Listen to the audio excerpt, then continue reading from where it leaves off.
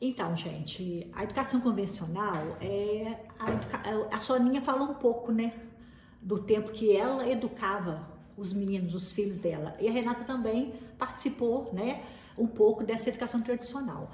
É convencional porque fala de algo assim que a gente hoje, sem a gente perceber, a gente reproduz muitos conhecimentos, né, comportamentos, atitudes, sem pensar, sem refletir, sem filtrar.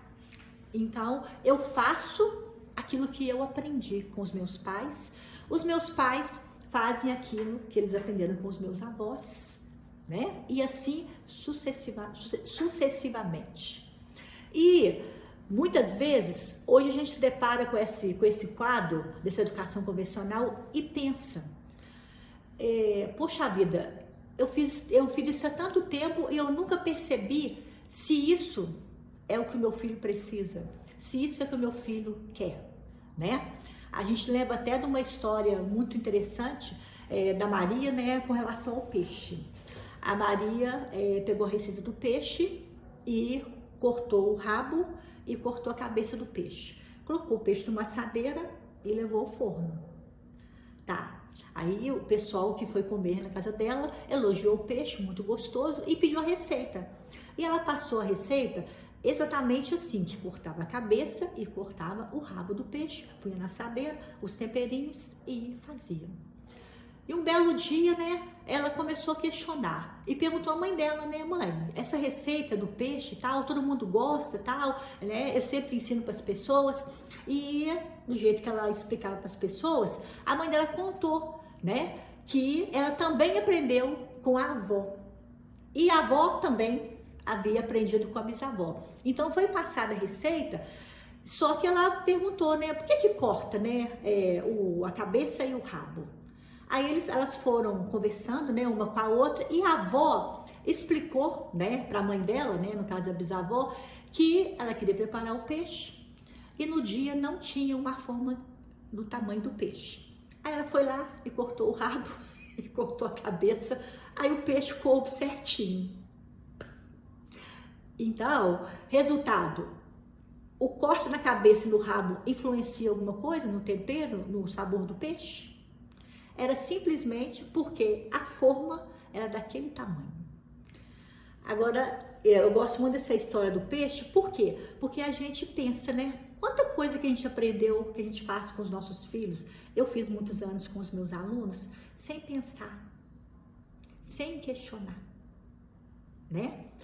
Abaixamos a cabeça, sim senhor, sim senhora, né? E ficamos daquele jeito, sem filtrar se aquilo ali é bom, se aquilo não é bom. Só que esse tipo de comportamento vem muitas vezes, fruto de uma educação autoritária, uma relação, né, vertical. Faz isso, assim, assim, assim e ponto final. Né? Vamos embora para casa. A criança às vezes pergunta, mamãe, mas eu tô brincando aqui. Vamos embora, obedece agora. Então, as ordens, esse comportamento, muitas vezes ríspido, né? O que acontece? Ele gera pânico, gera traumas para a infância toda, para a juventude, para a fase adulta. E aí depois a criança, né, cresce e ela vai pensar como adulto, por que eu tenho esse trauma? Por que eu sou tão ansiosa, preocupada? Aí ele vai imaginar, ele vai lembrar que na infância dele, ele sofria esse tipo de pressão, tá? Então, esse autoritarismo, a gente tem que se policiar muito e filtrar se aquilo ali é bom para o nosso filho ou se aquilo é ruim. Porque nós podemos conseguir muitas coisas conversando, tá? A criança, ela tem direito de receber uma orientação com educação, com leveza, por favor. Você pode pegar ali, por favor, a mamadeira do seu irmão? Pega ali a mamadeira.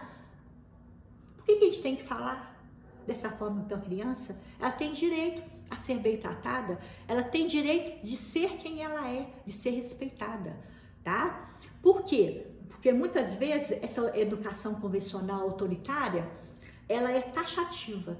Se eu não falar dessa forma, eu tenho medo deles não me obedecerem, Eliette. A gente até no consultório tem esses depoimentos. Então eu tenho que ser muito brava, sabe por quê? Eu virei gente, porque a minha mãe era muito brava, meu pai era muito bravo. Então se a gente dá uma beiradinha, eles montam na gente, eles tomam conta, eles tomam as rédeas. E as coisas, precisam ser pensadas, refletidas e filtradas. Por quê? Porque a criança, ela não é um ser que não raciocina, ela é um ser que pensa, tá? Então, muitas vezes a gente quer conseguir as coisas com ela com punição e recompensa. Se você almoçar tudo, vai ter um doce gostoso na sobremesa. Olha só, eu faço uma chantagem, ou senão eu fico brava com ela. Se você não comer tudo, você vai para a disciplina. Às vezes até pune a criança muitas vezes. E aí o que acontece? A gente consegue o que a gente quer? Ele vai comer tudo para ganhar o doce, com certeza. Mas qual é o nosso objetivo? Não é que ele se alimente? Bem, Esse que é o nosso objetivo. E muitas vezes na educação convencional, tradicional, qual que é o nosso objetivo? Que eles nos obedeçam. Nossa, meu filho me obedece. Olha, ele está obedecendo assim, cegamente, sem compreender nada. E ele vai crescer naturalmente e ele vai obedecer o chefe dele também cegamente, automaticamente vai ser explorado. Vai obedecer o marido quando ela casar, automaticamente pode ser explorada, pode sofrer agressão moral, mas não questiona. Por quê? Não, eu tenho que aceitar sim, porque ele é meu marido. É como se fosse uma autoridade, meu pai. A gente tem depoimentos assim, E aí o que acontece? Aceita tudo, sem perguntar, sem questionar, sem compreender. Então, essa questão do autoritarismo, ela é muito séria, porque ela traz consequências, sabe para onde? Para o nosso cérebro. Por quê? Uma criança que é o tempo todo cobrada, faz isso, faz aquilo, sem ela compreender, sem ela ser respeitada, ela, automaticamente, o cérebro dela vai viver, meu Deus do céu, meu pai está chegando, e agora? Ele vai ficar bravo porque eu deixei derramar o suco no chão. Meu Deus do céu. Não é assim que acontece? Então, o cérebro vai viver sempre em medo, fuga, ou senão paralisado. A criança, quando ela derrama o suco na mesa, qual a reação dela, do seu filho? Quando, sem querer, ele derruba o suco na mesa. A gente até no consultório tem esses depoimentos. Então, eu tenho que ser muito brava, sabe por quê? Eu virei gente, porque a minha mãe era muito brava, meu pai era muito bravo. Então, se a gente dá uma beiradinha, eles montam na gente, eles tomam conta, eles tomam as rédeas. E as coisas, precisam ser pensadas, refletidas e filtradas. Por quê? Porque a criança, ela não é um ser que não raciocina, ela é um ser que pensa, tá? Então, muitas vezes a gente quer conseguir as coisas com ela com punição e recompensa. Se você almoçar tudo, vai ter um doce gostoso na sobremesa. Olha só, eu faço uma chantagem, ou senão eu fico brava com ela. Se você não comer tudo, você vai para a disciplina. Às vezes até pune a criança muitas vezes. E aí o que acontece? A gente consegue o que a gente quer? Ele vai comer tudo para ganhar o doce, com certeza. Mas qual é o nosso objetivo? Não é que ele se alimente? Bem, Esse que é o nosso objetivo. E muitas vezes na educação convencional, tradicional, qual que é o nosso objetivo? Que eles nos obedeçam. Nossa, meu filho me obedece. Olha, ele está obedecendo assim, cegamente, sem compreender nada. E ele vai crescer naturalmente e ele vai obedecer o chefe dele também cegamente, automaticamente vai ser explorado. Vai obedecer o marido quando ela casar, automaticamente pode ser explorada, pode sofrer agressão moral, mas não questiona. Por quê? Ah, não, eu tenho que aceitar sim, porque ele é meu marido. É como se fosse uma autoridade, meu pai. A gente tem depoimentos assim, né? E aí o que acontece? Aceita tudo sem perguntar, sem questionar, sem compreender. Então, essa questão do autoritarismo, ela é muito séria, porque ela traz consequências, sabe para onde? Para o nosso cérebro. Por quê? Uma criança que é o tempo todo cobrada, faz isso, faz aquilo, sem ela compreender, sem ela ser respeitada, ela automaticamente, o cérebro dela vai viver, ai meu Deus do céu, meu pai tá chegando, e agora? Ele vai ficar bravo porque eu deixei derramar o suco no chão. Ai meu Deus do céu, não é assim que acontece? Então o cérebro vai viver sempre em medo, fuga ou se não paralisado. A criança, quando ela derrama o suco na mesa, qual a reação dela, do seu filho? Quando sem querer ele derruba o suco na mesa. Ele age naturalmente, ele olha para você e vê a sua cara, e vê a sua reação. Então, são detalhes, são experiências do dia a dia que vocês vão começar a observar. Meu filho tem medo de mim ou ele me ama? Ou ele me respeita? Porque o seu filho não tem que ter medo de você, ele tem que te respeitar. E o respeito, ele é conquistado. E a autoridade, o autoritarismo, ele é imposto, tá? Então, manda, né, quem pode e obedece quem tem juízo. Os filhos precisam ter voz. E na educação convencional, os filhos não têm voz. Eles têm que obedecer sem questionar. Eles não participam. Os pais definem, né, onde vão viajar, o que vão fazer. Os pais tomam decisões até mesmo sobre a escola dele. Não é que você vai deixar a criança escolher a escola, não. Mas já tem que participar a criança. Ah, vamos conhecer a escola. O que você achou da escola? Sabe? Então, nas pequenas decisões no dia a dia, ali na sobremesa, olha, a gente tem 2 sobremesas para poder fazer, gelatina e pudim. O que você acha que a gente faz hoje? Então, quando a criança participa da família, da vida familiar, ela se sente querida, amada, respeitada, tá? Os pais apenas repassam os conhecimentos nessa educação convencional, sem questionar se está certo ou está errado, sem fazer um filtro. Meu Deus do céu, olha só o que a gente fez com essa menina agora. Ela ficou o dia inteirinho andando junto com a gente aqui, né, na viagem, e agora a gente quer que ela durma. Como que ela vai dormir? Ela está super cansada, ela está super agitada. A gente sabe. Quando a criança está cansada, ela consegue dormir fora da rotina. E muitas vezes na educação tradicional, a gente comete esse tipo de indelicadeza com a criança. Agora a gente começa a pensar, não, vamos organizar o passeio direitinho. Para quê? Para chegar em casa mais cedo, para desacelerar a menina e aí ela conseguir dormir pelo menos no horário, né, um pouco mais cedo. Então, a gente tem que ficar atenta, porque até os 12 anos de idade, tudo que a criança ouve e vê, ela aceita sem questionar, tá? Por quê?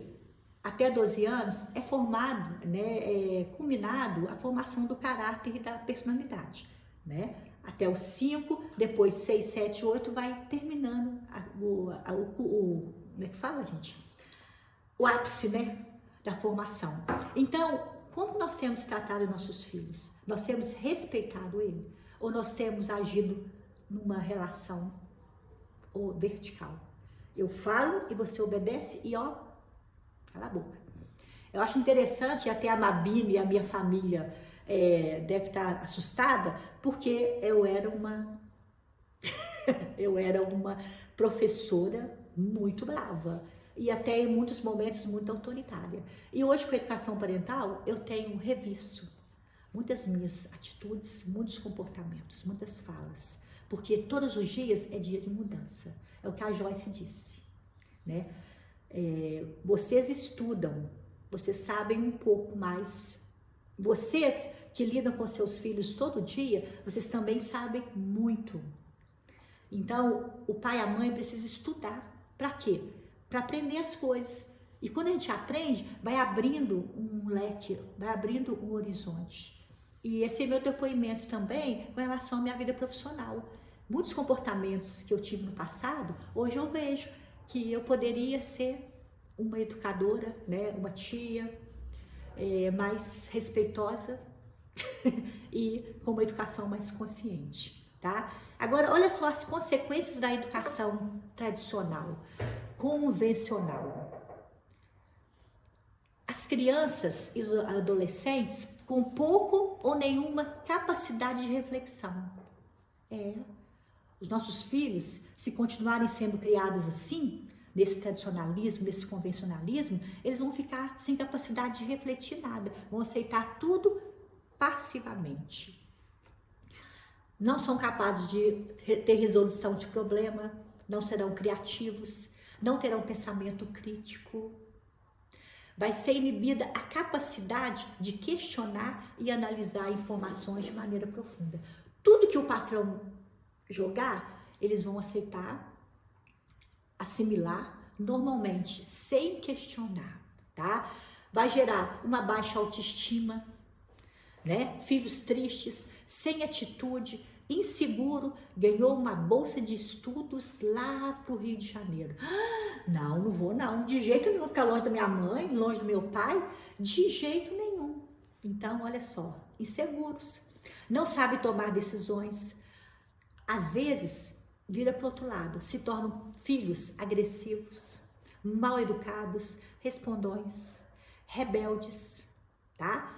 E naturalmente tem maior chance de envolvimento com drogas, com bebida alcoólica, maior chance de serem abusados sexualmente, porque vem o abuso, eles acham que é normal, é meu tio, eu tenho que obedecer ele. Até tem uma frase que a gente agora está aprendendo a falar de maneira diferente.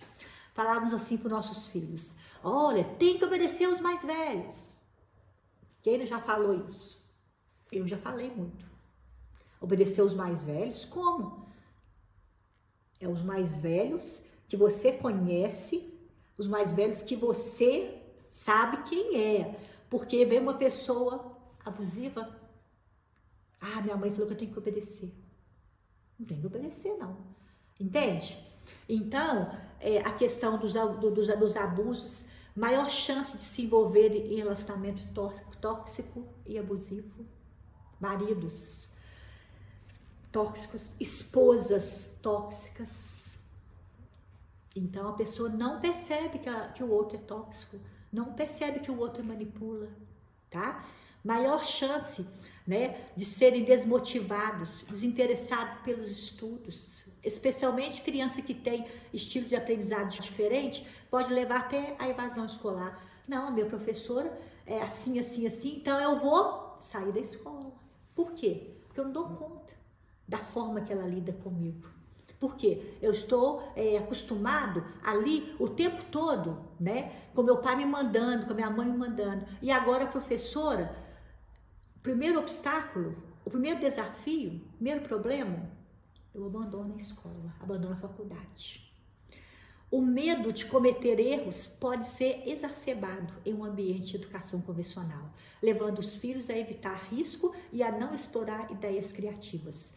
Então, não abre a boca de jeito nenhum. Por quê? Eu vou errar, todo mundo vai rir de mim. Não vou dar minha opinião, não. Aí a pessoa sofre. Por quê? Ela quer falar. Eu tinha uma vontade de arrumar um emprego, né, de vendedora de loja, mas eu morro de vergonha. Então, a pessoa se trava na vida profissional, acha que não é capaz de passar em concurso, acha que não é capaz de fazer um monte de coisas. Por quê? Porque ela sempre foi ali, massacrada, porque a relação sempre foi horizontal, vertical. Você faz aquilo que eu mando e ponto final. Falta de preparo dos filhos para lidar com problemas do cotidiano, não sabem resolver problemas e nem conflitos do dia a dia. Acontece ali uma situação, né? O pai às vezes chega atrasado ali para o passeio, né? A criança vê aquele problema ali e aí pronto, já se fecha, já fica nervosa, fica preocupada. É um conflito? É um problema? O passeio foi atrasado? Sim. Então, o que a gente pode estar fazendo? Vamos arrumar outro passeio que é mais perto. Vamos fazer outra atividade. Então vem o conflito e aí você tem que ter uma estratégia, uma saída. Não sabe lidar com as emoções, pois não lhes é ensinado sobre inteligência emocional. Então, quando você é podado o tempo todo, você não raciocina. E aí as suas emoções ficam embaixo. E aí chora à toa.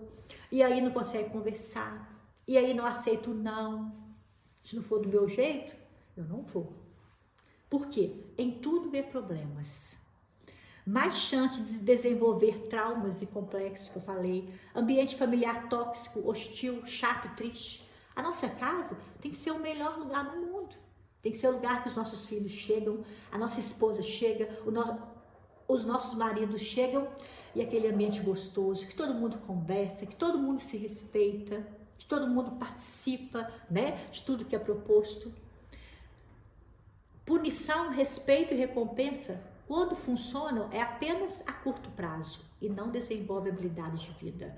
Então, se você, né, não parar de bater no seu irmão, eu vou tomar o seu celular. Aí ele para de bater no irmão para não perder o celular. Mas ele vai bater às vezes longe de você. Ele vai bater longe de você. E depois vai até inventar uma mentira. Não, mas ele caiu. Na verdade, você bateu nele. Então, essa questão é muito séria. Mas o tédio e longo prazo, veremos resultados que não veremos, que não queremos, né? Então, a longo prazo e a médio prazo, o que vai acontecer? É o que eu disse aquela hora, ressaltando. Filhos revoltados, tristes, inseguros, medrosos. Então, dura muito pouco tempo essa obediência cega, que a gente acha que ele te obedece. Não, ele não obedece, né? A criança muda o comportamento na hora por motivação externa, porque você está olhando, porque o policial está olhando, ele não vai ultrapassar o sinal vermelho. Mas se não tiver nenhum policial, ele vai atravessar, né? Ou eles fazem o que você pede para quê? Para ganhar alguma coisa. Ah, eu vou ganhar uma bicicleta se eu... Não é, gente. Vai ganhar uma bicicleta, você vai dar a bicicleta para ele naturalmente. Não tem um se, entende? Porque quando você coloca se, a criança só fica olhando o se. Ela não fica olhando o que ela tem que fazer. Ela tem que estudar, sim, é obrigação dela. Ela não vai ganhar a bicicleta porque ela passou de ano. Ela vai ganhar a bicicleta porque você vai dar de presente para ela a bicicleta. Ela vai passar de ano porque ela tem que estudar e passar de ano. Então, cuidado quando você fica atrelando uma coisa com a outra, tá? Então, revendo mais ou menos, né, o conceito de autoritarismo é impor autoridade. É muito fácil. Então, a gente grita, a gente dá castigo, dá bronca, até mesmo violência física, tudo quanto há, ou com a mão ou com o pé. Eu vou te arrancar os dentes da boca, né, Patrícia? Ameaça infundada, né? Porque ninguém vai arrancar dente e depois gastar um dinheirão para fazer implante, né? Tem certeza. Punição ou criando medo na criança. Ele morre de medo de mim, graças a Deus. Ó, eu falei, tá falado. Não. O medo faz qualquer pessoa obedecer, mas não faz a pessoa aprender. Então, a gente tem que impor a nossa vontade, né? Sem manipular a criança. Que através do medo, a violência, o xingamento, ela vai ver só que você é uma pessoa autoritária. E você não precisa de ser autoritária, você tem que conquistar a sua autoridade. Agora vamos ver o oposto disso, que é o que nós estamos tentando mudar a mente dos pais, tá?